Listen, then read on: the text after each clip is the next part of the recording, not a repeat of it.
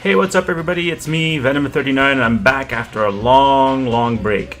So I hope everyone's doing fine during these hectic times. I hope everyone's keeping safe. So let's get down to brass tacks here. I've been wanting to create some content for a while now, especially about EA's NHL game. But I've been dealing with some health issues that took a while to resolve, but now that they're hopefully completely resolved, I want to get back on track and do some of the things I've been wanting to do for almost a year now. Although to be painfully blunt, this year's game has seen me lose all interest in the series to the point where I've had it uninstalled from my consoles for over a month now, but that's neither here or there. That said, I still check up on the forums every now and then, and just last week I know there's a new thread about Ben, the NHL gameplay developer, breaking down the gameplay of one of the top players in the Chel community whose name is Fearless Josh. So I thought, rather than type up a lengthy response, why not up the ante and make a video of my take of not just what the players are doing right or wrong in the game, but what I think the game itself might be doing right or wrong, using my own experience as a former player of the sport at the goalie position and as a former coach. Okay, so right off the bat, I'll just warn that this is going to be a lengthy video, and I'm going to split it into two parts, with the first part being about Ben's foreword and his themes of what he sees players do when they play NHL. Also, I'm going to try not to be too harsh, but at the end of the day, this is a sport I hold very dear, so a lot of things that maybe other players, or maybe even Ben, as a developer, doesn't necessarily see as bad, I will want to address and bring up my concerns. Because at the end of the day, like Sleeveless points out in the video, it's not about just complaining for complaining's sake. It's about trying to give concise and consistent feedback so that the game improves every year. Yeah, graphics and features always see a steady improvement, but to me, and I'd like to believe that for many others as well, it's the gameplay and authenticity to the sport that matters the most. So without further ado, let's jump right in. So we begin with a few little tidbits from Ben about how things work from his perspective, and about how sometimes the community tends to resort to bias and hyperbole when they perceive that somehow the game or EA is out to get them when things don't go the way that they planned in the game. Well, newsflash, gamers have always had that same perception ever since their human brains were pitted against the zeros and ones of an AI's decision making. That underlying feeling that somehow, because of the obvious limitations of what an AI is capable of in a simple video game, some programmers might take the easy route and provide a challenge by making things unfair towards the human player. You have to admit that there is some truth to this thought process. However, to believe that the programmers or the AI are out to personally antagonize you is a bit far-fetched. That said, if I may speak directly to Ben, if he's even listening, not all of us are KSI or Dr. Disrespect. I hope you know who those guys are. We don't all lose control and go into violent fits of rage when we get angry at the game.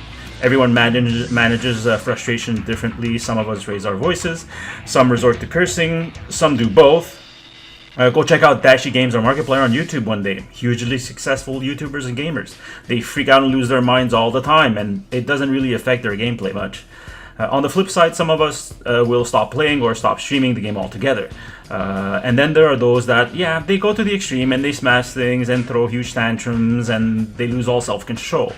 However, those are few and far between, Mr. Ross. Most of us can actually be angry or frustrated and still be capable of normal thought process and behavior while playing a video game. Next up, Ben then says that he'd like to see the community keep giving feedback so that they can in turn keep improving the game.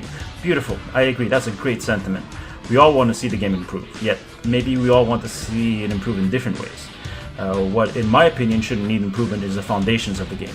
For NHL, if the hockey was strong, then you could build on top of it and add whatever outlandish feature you wanted to. Arcade, simulation, no problem. It'll hold. But if your base of the game is merely two-dimensional, as I believe the base of EA's NHL is, then that's when people will just see flaws. And what you will see as a developer reading the forums is people asking for the same improvements year after year, which many times are put aside in order to push the next year's new feature or improvement. Because like it or not, it's hard to sell a game by slapping "improved from previous year" on the box. Do we even have boxes anymore? Everything's digital download now. Still, there are some things that I personally feel have almost never been improved for the longest time in this game series. Still with me, guys? Good.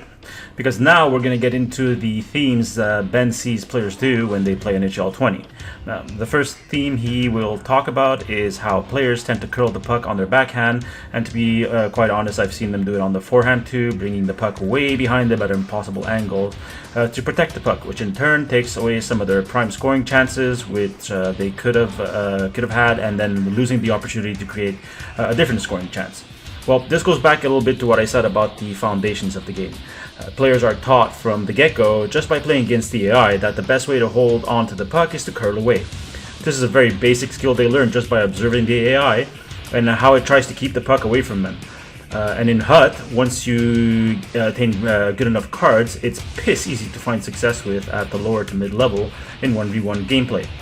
At the competitive level, the player who know how to abuse the game's skating mechanics and use it to quickly rotate left or right while keeping forward momentum and puck possession, which Ben calls the lateral acceleration, but I dubbed the tabletop hockey swivel spin, are usually the ones that people will try to emulate in hopes of having a chance to stay competitive. In this instance, top players know that they have a better chance holding onto the puck this way than by doing the hockey play and looking for the open man to pass to. Also, the fact that most of these players still play with 100% pass aim assist, which will often make passes go astray and then make them blame the game for their mistakes, doesn't help, but we'll get into that later. Okay, so the second theme he's going to talk about is one-timers and how when they get stopped, it's often for a very good reason, which he gives 4 reasons for. Reason A, goalies making good read or making a good save, or they don't need to move much to be in the way of a puck. Okay, sure. However, I've had the experiences where many times, no, that just isn't the case. Goalies not making the save when they were in excellent position happens very often. Too often. I would get ulcers watching goalies be in perfect position, have their limbs or stick right in the path of the oncoming puck, only to see them move the limb or equipment away and allowing a goal. One of the most glaring problems with the goalie engine in this game is how it's blissfully unaware of its positioning in relation to the puck or in relation to their own net, or both, which leads to some awful goals which could have been, or rather should have been, stopped, but again, I'll get to that later. Reason B, the puck carrier wasn't a threat to score, so the goalie could concentrate on reading the passing play. Okay, so here's where my experience as a goaltender comes to the front. The puck carrier is always a threat. That's why a goaltender has to follow him. If the goalie isn't in the way of the shot because he's moving towards the possible pass receiver and the carrier decides to shoot at the net, guess what? Sorry to tell you, it's going to be a goal. Also, a real goaltender doesn't necessarily pay attention to the pass. In fact, most times a goalie will let his D-men take care of a possible passing play. A good goaltender's number one focus is always the shooter. If I'm even go further, I'd say that 99% of a goalie's focus has to be on the puck at all times. And if a pass does get through, well, he has to react to make a save. That's why oftentimes the best goalies in the NHL have the best reactions. The quicker they are to react, the more pucks they're going to stop. The goalie engine in this game, dubbed the threat analysis, is getting all kinds of confused because it has to deal with a bazillion different things all at once. Well, okay, not really a bazillion, but you get my drift. Things like protecting the short side, not getting out of the crease, if there's a potential one-timer opportunity, where his defense is, where the offense is, what day of the week it is, yada yada yada yada. All these things that don't really matter as much as the shooter does during an actual game. Also, in real hockey, players will trust their goalies to make the save, so they won't be needing to protect the short side or screen the goalie trying to block a shot in the crease. If they're doing their job correctly, they'll be marking the open man and taking away those open one-timer chances as much as they can and let the penalty concentrate on the puck carrier. But because the game is designed into making the goalies extremely weak, it teaches the players bad habits, both in 1v1 and in 6v6. Like that they need to stop the shot at all costs because goalies might not make the save on a clear shot. They'll do this rather than take away a potentially more dangerous scoring chance like the open one-timers, which the AI absolutely doesn't do consistently, but again, we'll talk about that later. Reason C, the puck carrier moves in the same direction as the pass, allowing the goalie to easily get in position. I mean, it's pretty obvious, right? This is fairly self-explanatory, so I won't get into it too much, only to say that there are some things I think could still be improved in these situations, but for now, let's continue onward. Reason D, the goalie reacts or cheats towards the one-timer. And then Ben suggests to consider going against the grain or try a give-it-go play in that situation. Again, fairly obvious point. But I'll add to that that the only reason a goalie would move in anticipation or even cheat towards a potential shot is that you've conditioned him to do so. No goalie is just going to move for no reason other than he thinks a shot is coming, leaving the net open for an easy goal. He'd be riding the bench as a backup if he's lucky for many, many seasons to come. But how to condition him to do so? Well, simple. In real hockey, if your opponent tries the same setup for the same type of shot, eventually the goalie is just going to catch on when he sees the tell and move preemptively to deny the chance. Same thing with the defense. They will also catch on and further prevent such chances. However, the caveat is that a good team will often use a goalie or defense trying to react preemptively or cheating to one side so that they can change it up and come up with a nice scoring chance. It's all part of the ebb and flow of ice hockey, after all. One more suggestion I'd like to add to Ben's above is that if you have the space and time to move in on the goalie after the initial pass and the goalie is moving towards you, just tuck the puck around the way that the goalie came from and put it behind him. Most goalies won't be able to change directions again, and tucking it like that around him will look much cooler than the same old one-timer shot you see all the time. Whew! Okay, so now for the third theme, and this one's kind of multifaceted and lengthy in scope, so I'm going to split it up into multiple parts. First, Ben talks about how players will run themselves out of options by puck hogging and dancing in the corner, allowing the opponent and or AI to contain them and take away any potential offensive pressure, which I guess is sort of an extension of the first theme we talked about, but in any case, there's no arguments there. But I will say that I think players tend to dance around with the puck a lot because that's what the game taught them and allows them to get away with, especially when they play low to mid-level opposition, which frankly probably composes about 90% of the people they play against. And everybody knows that if you have success doing something, you should just do it until somebody stops you from doing it. Now, where I think the problem begins with top-level players who do this is that they've been allowed to do this for so long that it becomes ingrained into their system. And no matter who they play against, they'll go for the most reliable tactic they use. To them, passing the puck and having the opponent AI pick it off is worse than if they try to force their way through a bunch of players and get a chance to score, however weak or strong that scoring chance ends up being. As for his audience telling him to shoot more and dance less, well, again, a lot of them have been conditioned to the fact that any shot can go in EA's NHL. Shoot a muffin. Chances are, if you do it often enough, the puck will sometimes find its way through. Oddly enough, that's actually one of the first things that happens during the actual gameplay breakdown, but we'll cover that in the second part. Then he mentions how it's not about the amount of shots that Josh is taking or the time of possession, but how he's trying to drive the play by trying to force his opponent to make a mistake, versus insisting on holding the puck with one skater, which gives the opponent time to recover and get in position. Well, yeah. And let's elaborate a little bit on what I said previously. To a top player like Josh, it never enters into their darkest nightmares that their opponent will be able to contain them and to keep their scoring chances limited. They've always had success twisting around and having immaculate puck control plus incredible agility. That's just the way the game is. So what if they get stopped once? They'll keep trying until it succeeds. I mean, it's not like his opponent's going to be able to stop the great, fearless Josh every attempt, right? Oh boy. Anyways, next he mentions the community's aversion to skill zoning, but says that the player on the offensive needs to drive the opponent's urgency, i.e. if the carrier isn't a threat, why should the defense chase him? Good point, Ben. However, there's skill zoning and then there's smart defense, the latter being the one thing most players that play this game aren't capable of recognizing. Instead, they lump everyone that doesn't rush the puck all the time into the skill zoning category. And it's not like the game itself gives the players any description of what good defense is or should be. Just put the AI on any level and watch them constantly chasing the puck. The only difference between rookie and superstar being that at the highest level, the CPU is unforgivingly aggressive. I'd also like to remind you about what I said above. The puck carrier is always a threat. So as long as they can keep hold of the puck, in their minds, they're totally in control of the game. The fact that they're doing absolutely nothing with the possession doesn't even register as a blip in their thoughts. And it's not like the game coach is gonna pop up with a message saying, "Hey you, maybe you should really be using your teammates more," or "Hey, this is a team sport, not golf, pass the puck." On to the fourth theme now, where Ben states that you gotta give more credit to your opponents. He then mentions that top players will sometimes spend their time talking down their rivals' apparent lack of skill or their overabundance of luck. And then he suggests that Josh should let others do that kind of talk. At this point, I like to quote the great Mr. Han from Bruce Lee's Enter the Dragon, who said, "We are all ready to win. just as we are born, knowing only life.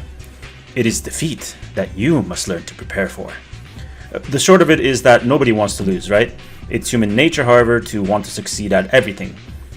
But it is those who learn to cope with defeat and learn from their mistakes that grow.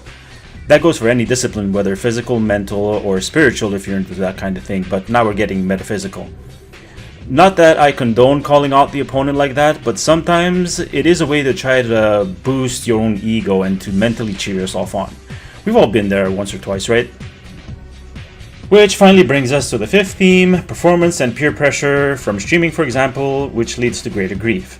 Ben then says not to feel the need to explain things to the viewers, like conveying your frustrations to them after a bad goal or an incredible save by the opponent's goalie. He also suggests to allow your play to speak for itself. Well, I'm gonna again take the time to split this into two by interrupting here and say that I will agree with Sleeveless that as a streamer or broadcaster, you need to drive the communication with your audience. You can't just be silent when things are going bad and chime in only when things are working out for you. That would be a very boring stream. Nobody wants to see that. In fact, I'd say that regular viewers of a stream are often broken down into many who are there to cheer for the player, yes, but there are also many there who, like the Joker, just want to see the world burn. And they get off on seeing the streamer having to deal with grief and, God forbid, raging out. As a matter of fact, there are even many streamers who actually take advantage of that, and they'll play out a good rage episode to drive up the viewership. That's all part of the life of a streamer. There's no sense in chastising Josh for venting while having to interact with his viewers, especially since it looks like his opponent is going to be handing him his ass. But now I'm getting ahead of myself. That's for part 2. Now, the second half of Ben's argument is that the player should let the viewers drive the negative comments so as to not jump on that negativity bandwagon. That he should be more composed and try to stay positive. And while getting mad at the game and their opponent might give short-term satisfaction, it'll lead towards bias for the rest of the game and cause even more frustration down the road. And then he finishes off by suggesting to stay level-headed, as the better player will often have more success. Once again, venting and interacting with the viewers is what a successful streamer needs to do in order to grow his community. I'm sure you know that. Maybe from a game developer's point of view, it doesn't make sense to do this, but that's the reality that people like Josh or Nuke or even Nasher have to deal with. It's like telling someone who's streaming a scary game like Resident Evil or Five Nights at Freddy not to freak out when a monster jumps out at them, because they'll play worse if they're scared. The reality is that that's what most of the viewership of that particular streamer expect to see, and the main reason they'll tune into the channel to see that type of content. Also, if the player's getting frustrated, maybe it's the game. Maybe the game is frustrating. It could be, you know. Not frustrating only because the player isn't finding any success. Not everything needs to be black or white, win or lose. I think I've said this in the forums a few times, but some of us want to experience the journey of playing, not just the end results. To those, the frustration comes from not being able to find an explanation, a reason for when things happen the way they do. Maybe you as a game developer might know why your program does what it does, but the player base doesn't always have that luxury. Not even the people closest to your department, like the game changers. They too are often perplexed and confused by how the game behaves.